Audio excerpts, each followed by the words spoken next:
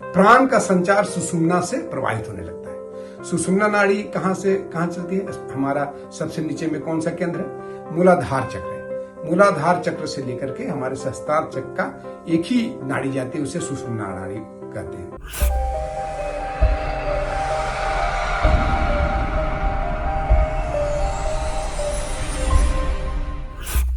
नमस्ते दोस्तों, YouTube channel Ajay योग दर्शन में आप सबका हार्दिक स्वागत है। दोस्तों, आज मैं एक ऐसे आसन की चर्चा लेकर के आपके सामने आया हूं जो कि हमारे प्रतिदिन के रूटीन में शामिल करने लायक है और बहुत ही महत्वपूर्ण है। उससे ऐसे आपको 10 में रोगों का इलाज बताऊंगा कि वो कौन कौन से रोगों में काम आता है, वो मैं आपको अभी तुरंत बताऊंगा। लेकिन उसके पहले हम जानते हैं कि इसकी विधि क्या है, कैसे इसको, पहले नाम और उसके बाद विधि। इसका नाम है पश्चिमोत्तानासन। जैसा कि आपको आवाज से, जैसा कि इस नाम से पता चल रहा है कि पश्चिम माने यानी पीठ होता है और उत्तान आसन यानी उसको हम उठा करके खींचते, आगे की तरफ खींचते हैं। इसको पश्चिमोत्तानासन कहा जाता है, इसीलिए इसका नाम पश्चिमोत्तानासन पड़ा है। दोस्तों, तो अब हम इसको कैसे करते हैं, पहले विधि में बता देता हूं। 2 तरह से विधि में बताऊंगा, उसके बाद इसके एडवांटेजेस के बारे में आपको मैं बताऊंगा, समझ लीजिएगा।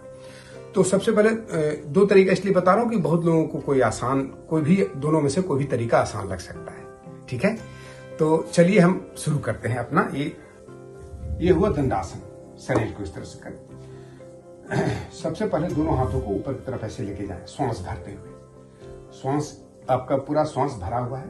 कान के से हमारे दोनों जो हाथ की हथेलियां हैं, ये कान से लगे हुए हैं। ठीक है, और हाथ इस तरह से, हाथ जो है आगे की तरफ रहेगा ऐसे। ठीक है, ऐसे दोनों हाथ के बांह जो कानों से सटे हुए हैं और हमारे हाथ हथेली आगे की तरफ है। अब हम इस पोजीशन में श्वास भरा हुआ है, लंबी गहरी श्वास भरें।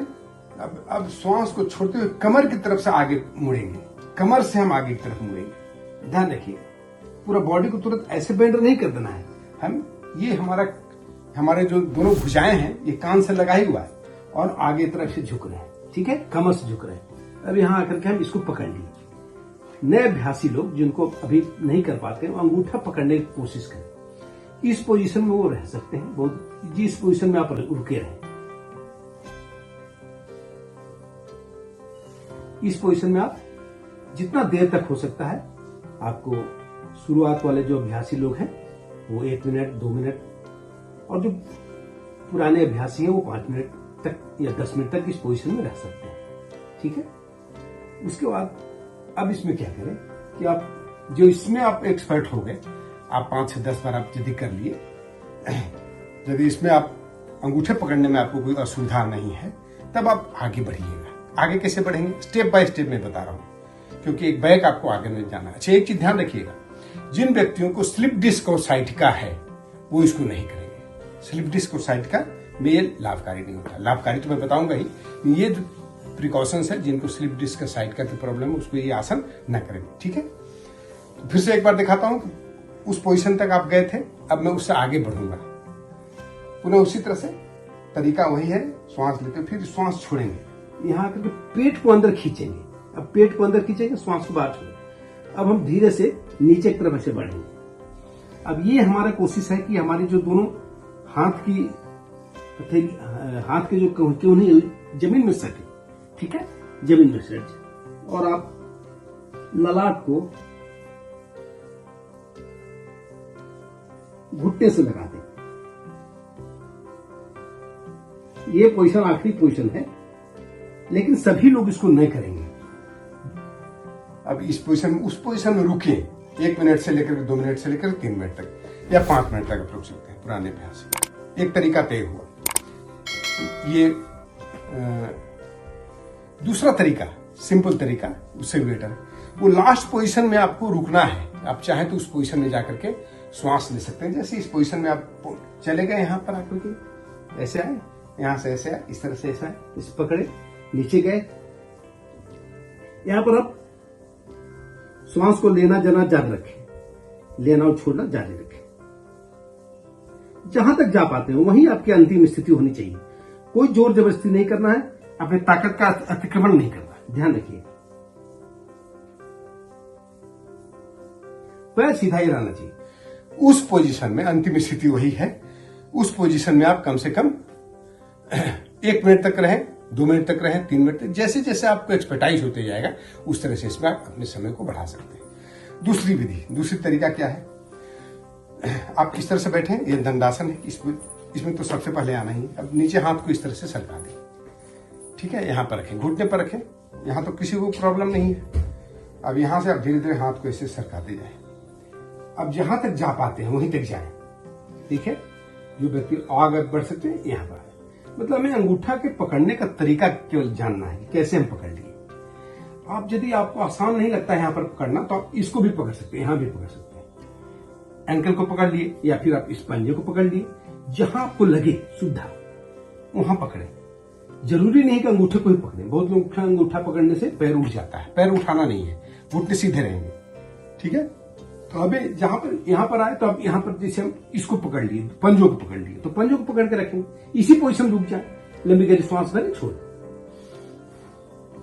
श्वसन क्रिया जारी रखेंगे, ठीक है। फिर चाहे तो आप इसको यहां पर पकड़ सकते हैं, नीचे जाना है तो ऐसे भी हो सकता है, जरूरी नहीं कि अंगूठा ही पकड़ के रखें। ये वैसे लोग जो है जो एक्सपर्ट हो जाते हैं उनके लिए अच्छा है कि अंगूठे पकड़ के आप इसको यहां से हटा देते हैं, नीचे जमीन पर ले आते हैं, ठीक है। और उस पोजीशन में, उस स्थिति में आप रहे 1 से 2 मिनट, 2 से 3 मिनट, 3 से, और अंतिम स्थिति में जो व्यक्ति एक्सपर्ट हो गए हैं, पुराने अभ्यासी, वो 5 मिनट तक इसमें रह सकते हैं, ठीक है दोस्तों। तो आपने देखा कि कैसे हम पश्चिमोत्तानासन करते हैं। इसका उल्टा आसन कौन सा है, उष्ट्रासन, मैंने ऑलरेडी दिखा दिया। उष्ट्रासन कर सकते हैं या पूर्वोत्तानासन कर सकते हैं, तो देख लीजिएगा आप कैसे किया जाता है। चलिए फिर अब हम इसके लाभ के बारे में बताते हैं। लाभ इसके कौन कौन से लाभ हैं, बहुत सारे लाभ हैं, आप समझ लीजिए, इतने लाभ हैं कि आप दंग रह जाइएगा इसके बारे में जानते हुए। देखिए, सबसे पहले तो लीवर, पैंक्रियाज, स्प्लीन, किडनी, इस सब का मालिश हो जाता है। हमारे जितने ये पाचन तंत्र हैं और एक्सक्रीटरी सिस्टम है, ये सभी इसमें मालिश हो जाते हैं। एड्रिनल ग्लैंड्स, जो हमारे दोनों तरफ एड्रिनल ग्लैंड्स रहते हैं आपको किडनी के ऊपर, वो एड्रिनल ग्लैंड्स एक्टिवेट होते हैं। पेल्विक रीजन, ये जो बहुत सारे लोगों को, खास करके महिलाओं को, बहुत पेल्विक रीजन कभी कभी डेवलप नहीं रहता है, तो इसको करने से उसमें मजबूती आती है और रिटेंशन कैपेसिटी बढ़ता है उसमें, ठीक है। बढ़े उदर प्रदेश कम होता है, बहुत लोगों को पेट बड़ा धीरे धीरे, जब लगातार यदि आप इसको करिएगा तो आपको पेट बड़ा धीरे धीरे करके आपको पता चला कि पेट आपका कमते जा रहा है। सबसे ज्यादा तो यही पड़ता है ना, ये धीरे धीरे कमता है। मूत्र और प्रजनन प्रणाली, ये दोनों बहुत ही इससे एक्टिवेट होते हैं, इनके शिकायतों को दूर होता है। मधुमेह में, हम लोग जो जानते, बहुत लोग नहीं जानते इस चीज को, लेकिन मधुमेह में, डायबिटीज के लिए बहुत ही अच्छा आसन है। जैसे कि हमने मंडूकासन बताया, उसी तरह से मंडूकासन के साथ साथ इसको भी करना है।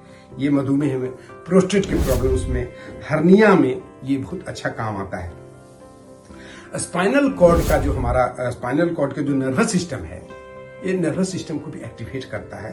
पीठ की मांसपेशियों में, उसमें रक्त का संचार बढ़ाता है, ब्लड सर्कुलेशन बढ़ने से हमारा मांसपेशियां ठीक होता है। मासिक धर्म की गड़बड़ी इससे ठीक होता है। आपको जो हमारे इनएक्टिव किडनी है, चाहे डायबिटीज में या अन्य जो हमारे ये एक्सक्रीटरी सिस्टम से प्रॉब्लम्स है, एक्सक्रीटरी सिस्टम में प्रॉब्लम है, सो सारे इससे दूर होते हैं। जब हम फ्लैट बैठते हैं, आगे झुकते हैं, तो हमारे घुटने नीचे से तन जाते हैं। ये घुटने जो है, इससे इसकी नसें फैलती है और उसमें सर्कुलेशन हमारा बढ़ता है और हमारा जोड़ भी लचीला बनते हैं। हमारे जो दोनों पैर के घुटने हैं, घुटने के जोड़ लचीले बनते हैं। हृदय और फेफड़ों में, हृदय और फेफड़ा भी स्वस्थ होता है इससे, हृदय और फेफड़ा भी इससे स्वस्थ होता है। बहुत सारे लोगों को श्वसन नली में इन्फ्लेमेशन रहता है, तो उसमें भी ये बहुत लाभकारी होता है। और इस्नोफिलिया में, इस्नोफिलिया यदि बढ़ा हुआ आपका है तो इसको करिए, आपको 1 महीना में आपको इस्नोफिलिया नॉर्मल लेवल पे आ जाएगा बिना दवाई खाए हुए। इसलिए इसको हमें कितने सारे रोग हमने बताया आपको, डायबिटीज के लिए, हर्निया के लिए, बहुत सारे बताया। और पेट, सबसे बड़ा फायदा तो ये है, आजकल की जो प्रॉब्लम है कि पेट आपका बड़ा हो गया है, उसको छोटा हो जाता है, कम हो जाता है, ठीक है। और एक चीज बताऊं, क्लासिकल टेक्स्ट में, जैसे हमारे ग्रंथ हैं, पुराने ग्रंथ, उसमें 3 इसका मुख्य एडवांटेज दिया है। सब बता देता हूं। प्राण का संचार सुषुम्ना से प्रवाहित होने लगता है। सुषुम्ना नाड़ी कहां से कहां चलती है? हमारा सबसे नीचे में कौन सा केंद्र है? मूलाधार चक्र है। मूलाधार चक्र से लेकर के हमारे सहस्त्रार चक्र का एक ही नाड़ी जाती है, उसे सुषुम्ना नाड़ी कहते हैं। जब ये आसन को करते हैं तो वहां से कुंडलिनी शक्ति या हमारी ऊर्जा वो जागृत होकर के ऊपर तक जाता है और जाकर के वो सहस्त्रार चक्र में पहुंचता है, जिसे हम बोलते हैं कुंडलिनी का जागरण है। आगे इसके बारे में भी विशेष रूप से जानेंगे कि कुंडलिनी जागरण होता क्या है। तो ये समझ लीजिए कि प्राण का संचार हमारा ये मूलाधार चक्र से लेकर के और सहस्त्रार चक्र होता है, क्योंकि वही नाड़ी केवल सुषुम्ना नाड़ी ही केवल जाती है। 72,864 नाड़ियां में केवल सुषुम्ना नाड़ी ही सहस्त्रार चक्र तक पहुंचती है। उसके बाद उदर प्रदेश पतला होता है और जठराग्नि प्रदीप्त होता है। ये 3 एडवांटेजेज आपको पहले से आपको क्लासिकल टेक्स्ट में इसके बारे में मिलता है। तो दोस्तों, ये रहा पश्चिमोत्तानासन। आप लोगों ने पूरे वीडियो देखा, इसके लिए मैं आपको बहुत बहुत धन्यवाद।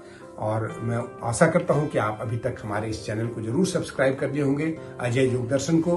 तो आप यदि नहीं किए हैं तो आप इसको जरूर कर लें। और यदि कोई आपको प्रश्न हो तो हमारे कमेंट बॉक्स में जाकर के इसके बारे में पूछें। तो ठीक है दोस्तों, फिर मिलते हैं किसी अगले वीडियो के साथ। थैंक यू, धन्यवाद।